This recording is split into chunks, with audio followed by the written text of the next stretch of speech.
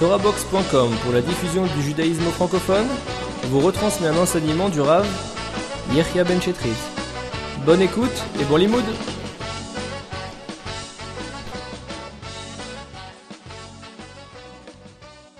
Alors regardez, c'est marqué dans le Ramban, Nachmanide, Rosh Hashanah ou Yom Adin Berachamim. Le jour de Rosh Hashanah, c'est le jour du jugement Berachamim dans la miséricorde. Ve-Yom Kippourim et le jour de Kippour, c'est Yom Arachamim Bedin, c'est le jour de la miséricorde dans le jugement. Alors, qu'est-ce que ça veut dire? Le jugement dans la miséricorde et la miséricorde dans le jugement. Nous, on comprend que le jour de Rosh Hashanah, comme on a essayé d'expliquer et de le comprendre ensemble, c'est un jour où tout est déterminé, où on rencontre Akadosh Baruch Hu, on se présente devant lui, et ce jour-là, c'est le Yom Adin. C'est vrai, c'est le jour du jugement. Mais ce jugement, il se fait berachamim, il se fait avec miséricorde, ça veut dire que Baruch Hu, il nous donne du crédit, il nous donne du temps, il nous donne l'année pour essayer de construire ce qu'on est censé être. Yom Kippour, c'est Rachamim Bedin. Ça veut dire quoi? C'est un jour qui est fait pour le pardon. Il faut arriver à comprendre une chose pareille. D'accord? Un roi, il vient, il pose un règlement. Il donne ses lois. Et normalement, il prévoit des punitions. C'est tout. D'accord? Mais on n'a jamais vu un roi qui donne un règlement, qui donne des punitions, et qui donne le pardon. Organisé. Vous comprenez ou non? Par exemple, un copain, vous faites un truc avec lui, alors, bon, je te prête 1000 francs, il vous dit pas, bon, si tu me rends pas les 1000 francs, eh ben, sache que le mardi, c'est un bon jour pour te faire pardonner. Il te prévient pas, au cas où tu fais une bêtise. Vous avez compris ou non? La Torah, elle dit, attention, il faut faire comme ça. La Torah, elle dit, fais Shabbat. D'accord? Après, elle dit, si tu fais pas Shabbat, tu dois mourir. Et elle dit, mais si tu fais tes chouvas, viens à Kippour, on s'arrange. Je comprends pas, moi. Faut pas dire ça, chut, tais-toi. Vous avez compris ou non? Ne dis rien. Tu dis voilà ce que la Torah demande, voilà ce qui se passe quand on fait pas ce que la Torah demande, et c'est tout. Et puis l'homme, il va réfléchir, il va dire il va dire à Hachem, je t'en prie, pardonne-moi. Hachem, il dit je vais réfléchir à ton cas. Non. Hachem, il met le pardon, c'est-à-dire la miséricorde, Bedin, il le met en tant que loi. C'est ce qui est marqué, Rachamim Bedin. C'est-à-dire que Baruch Hu, il a instauré la miséricorde. En tant que loi. Il y a une loi qui s'appelle Kippour. C'est quoi Kippour? C'est le jour du pardon. C'est quoi le pardon? C'est qu'on va pour réparer ce qui s'est passé. Mais c'est extraordinaire. On n'a jamais vu un roi qui te donne une journée pour réparer les bêtises que tu as fait envers lui. Débrouille-toi, c'est ton problème. Moi, je t'ai dit ne le fais pas. Je t'ai prévenu, si tu le fais, c'est dangereux. Et toi, tu le fais, et maintenant tu viens chez moi.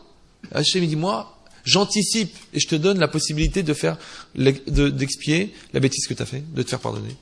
Il faudra comprendre ça. Deuxièmement, c'est marqué dans le Rambam, dans la Halachot Tshuva, au Perek Aleph, Itsumo shel Yom Kippour michaper ima tshuva. L'essence même du jour de Kippour pardonne, expie, avec la Teshuva. Alors, il y a beaucoup de choses qui sont dites dans les commentaires pour comprendre ce que ça veut dire Itsumo shel Yom. Ça veut dire l'essence du jour lui-même. Parce que nous, tout ce qu'on a travaillé pour essayer de comprendre qu'est-ce que c'est la faute, qu'est-ce que c'est la Teshuva, qu'est-ce que c'est le Yetzerara, tout ce qu'on s'est cassé la tête, c'est pour comprendre qu'il y a un travail personnel de l'homme, qu'il y a une remise en cause profonde. La teshuva, ça te concerne à toi. Voilà qu'on vient, on te dit, tu sais, il y a une douche qui s'appelle Kippour, et quand on passe en dessous, ça enlève les fautes. Itsumo shel Yom, ça veut dire l'essence même du jour, le jour lui-même. Le jour lui-même, il contient le pardon. C'est-à-dire que quand tu passes sous la douche, ça lave. Et ben quand tu passes Kippour, ça lave. Tu dis, mais alors, qu'est-ce qu'on fait, nous? Toi, tu passes. Ah, non, vous allez me dire, mais c'est marqué ima tshuva. C'est marqué, l'essence du jour expie avec la tshuva. C'est vrai, vous avez raison. Ah, mais attention, la Gemara dans Yom Adaf Pe et Amud Bet.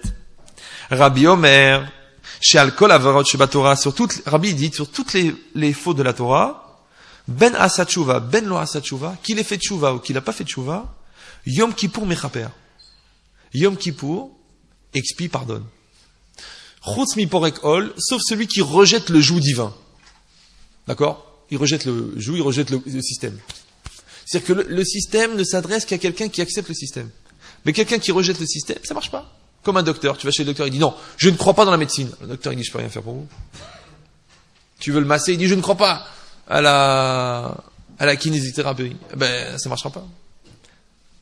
D'accord? Donc, en excluant la personne qui rejette complètement, tous les autres, il dit Rabbi, vont être pardonnés par Yom Kippour, même s'ils font pas Teshuvah. Je lui dis, mais alors? C'est facile. Oui, tu fais ce que tu veux, 365 jours, t'attends la date. Tu dis, enfants, savonnez-vous, il y a la douche qui arrive là. Alors tu dis, au moins savonnez-vous. Il dit, même pas. La Teshuvah, c'est, tu frottes pour enlever les taches. C'est même pas la peine. Tu vas à Kippour, la douche, elle contient le savon. C'est de la folie. Ça aussi, il faudra comprendre. Bien que la halakha n'est pas comme ça, je vous rassure tout de suite, la halakha c'est qu'il faut faire Teshuvah, d'accord? Mais quand même, le fait que ça soit écrit dans la Gemara, ça veut dire quelque chose. Alors nous, on avait expliqué que le fait que Rosh Hashanah soit placé avant Kippour, c'est parce que moi j'ai reconnu Akadosh Baruch Hu comme roi, que je lui donne par là le pouvoir de me pardonner. C'est-à-dire la capacité pour Hachem d'intervenir dans ma vie, elle vient du fait que moi je lui ouvre les portes. Ça fait partie du libre arbitre. Maintenant, si moi je ferme les portes, Akadosh Baruch Hu ne rentre pas dans ma vie. On l'avait expliqué, il y a une catégorie de gens vivants, des catégories de gens morts. Les gens morts, c'est les gens dont on prend la vie en main. Il y a les gens vivants, c'est les gens qui prennent leur vie en main. Maintenant, un homme, il choisit.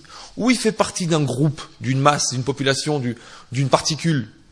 Ouais, et à ce moment-là, on s'occupe de lui. Soit lui, il est décisionnaire de sa vie, et Akadosh lui demande qu'est-ce que tu veux. D'accord?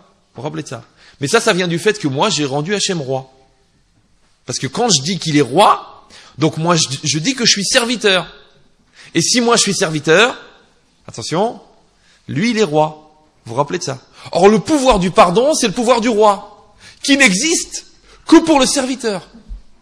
Mais si quelqu'un ne se considère pas comme serviteur, il n'a pas de droit. Vous comprenez ou non? C'est comme si quelqu'un il va voir un docteur, il lui dit, vous êtes un nul. Comment vous, le plus grand chirurgien du monde, vous n'a pas été capable de sauver ma fille, elle est morte. Alors le médecin il dit, mais il fallait me l'amener. Et je l'aurais sauvée. Vous ne faites pas partie de mes clients. Hachem il dit, moi mes clients, je les sauve.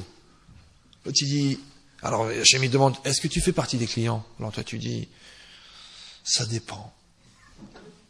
Alors Hachem, alors tu lui dis, Hachem, tu vas me pardonner? Alors Hachem il dit, ça dépend. Eh ben oui. Alors les gens disaient, c'est donnant. C'est pas donnant, c'est jusqu'à combien on peut se moquer de quelqu'un. Combien on peut.